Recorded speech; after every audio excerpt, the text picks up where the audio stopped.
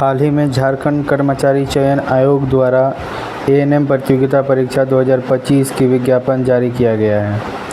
यह विज्ञापन निम्न प्रकार से जारी किया गया है। देखिए, इसमें कार्मिक प्रशासनिक सुधार राजभाषा विभाग झारखंड सरकार के पत्रांक संख्या 11 के द्वारा यह बहाली निकाली गई है। इस बहाली में जो है परीक्षा शुल्क 100 रुपये रखा गया है। परीक्षा शुल्क में छूट वैसे कैंडिडेट को दिया जाएगा जो अनुसूचित जाति और अनुसूचित जनजाति से हैं।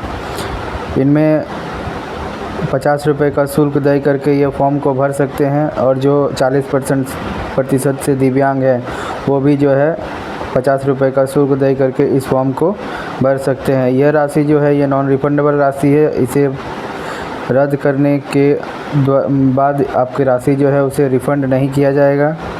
इस तरह से इंस्ट्रक्शन इसमें दिए हुए हैं। रिक्त पदों की विवरणी निम्न प्रकार है। यह महिला स्वास्थ्य कार्यकर्ता से संबंधित मतलब एएनएम से संबंधित रिक्तियां हैं। ये 24 ज़िले में जो है इस बहाली को निकाला गया है। क्रम संख्या 1 पर है धनबाद में कुल 134 पदों पर बहाली निकाली गई है। अनारक्षित पद के लिए 171 हैं। अनुसूचित आर्थिक रूप से कमज़ोर वर्ग के लिए मतलब ईडब्ल्यूएस के लिए 13 हैं। अनुसूचित जनजाति के लिए 13, अनुसूचित जाति के लिए 23, पिछड़ा वर्ग 1 के लिए मतलब BC 1 के लिए 11 और BC 2 के लिए 3 पद निर्धारित किए गए हैं।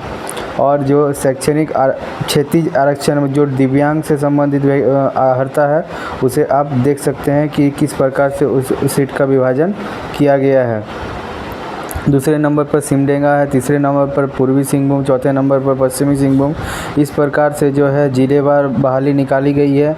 अंत में 24 नंबर पर जामताड़ा ज़िला है जिसमें 117 कुल 117 पदों पर बहाली निकाली गई है।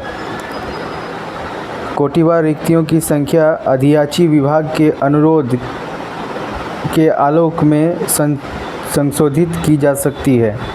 मतलब जो विभाग के द्वारा इस वैकेंसी को निकाला गया है, जेएसएससी के द्वारा जिस वैकेंसी को निकाला गया है वह चाहे तो इस पद को घटा बढ़ा सकती है। जो कुल पद है 3020 पद पर बहाली निकाली गई है, इसे घटा बढ़ा सकती है। यह उनके पास सुरक्षित रखा गया है। आगे चलते हैं, आगे देखते हैं जो जिस महिला स्वास्थ्य कार्यकर्ता यानी कि एएनएम बताते चलें कि एएनएम पद जो है ये लेवल 4 का जॉब है। और बता दें कि ग्रेड पे जो है ये 2400 ग्रेड पे पर 7वां वेतन पे इसकी बहाली होगी। 2400 ग्रेड पे 7वां वेतन पर इसकी बहाली होगी। इसकी अनिवार्य योग्यता जो है वो मैट्रिक पास होना चाहिए, साथ ही 45% अंकों के साथ उत्तीर्ण होना चाहिए। उससे कम अगर होगा तो वो फॉर्म नहीं भर पाएंगे। 18 माह का जो है एएनएम प्रशिक्षण उत्तीर्ण मतलब एएनएम का कोर्स जो है वो मुझे पता नहीं है, हो सकता है वो 18 महीने का होगा, तो वो 18 महीने का पूरा होना चाहिए। और झारखंड राज्य नर्सिंग काउंसिल में उसका निबंधन यानी कि रजिस्ट्रेशन होना चाहिए। अब आगे चलते हुए देखते हैं, न्यूनतम योग्यता तो हम लोग देख लिए हैं, ठीक है। अब आते हैं आयु सीमा पर। न्यूनतम आयु सीमा 18 वर्ष के बाद आप ये फॉर्म को भर सकते हैं। और अगर आप अनारक्षित या आर्थिक रूप से कमज़ोर वर्ग के हैं तो आप अधिकतम 40 वर्ष तक के फॉर्म को भर सकते हैं। अनुसूचित जाति अनुसूचित जनजाति के जो वर्ग के जो कैंडिडेट जो छात्र छात्राएँ हैं वो 45 वर्ष तक इस फॉर्म को भर सकती हैं, जो निम्न प्रकार यहाँ पर दर्शाया गया है, ठीक है। उक्त पद पर बहाली जो है ये जेएसएससी के द्वारा किया जाएगा।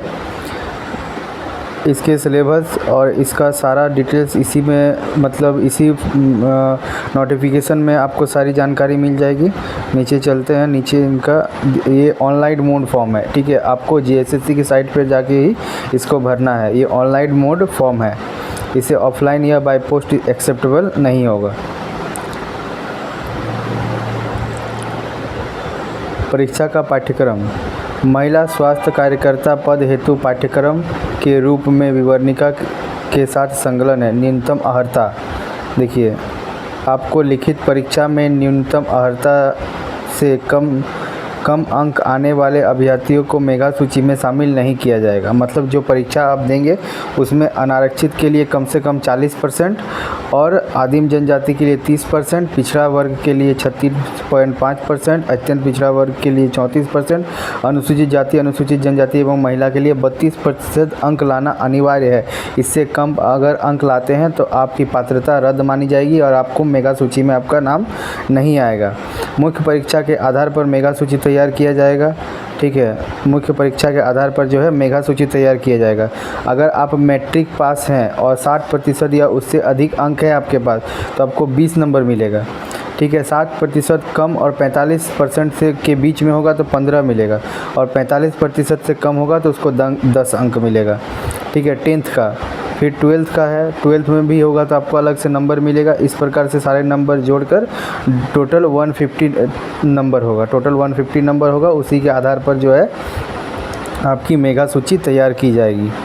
आगे सारा डिटेल्स दिया गया है, वो आप नोटिफिकेशन को डाउनलोड करके पढ़ सकते हैं। यह जाति प्रमाण पत्र से संबंधित जानकारी दी गई है, ये सारी जानकारी आप पढ़ सकते हैं।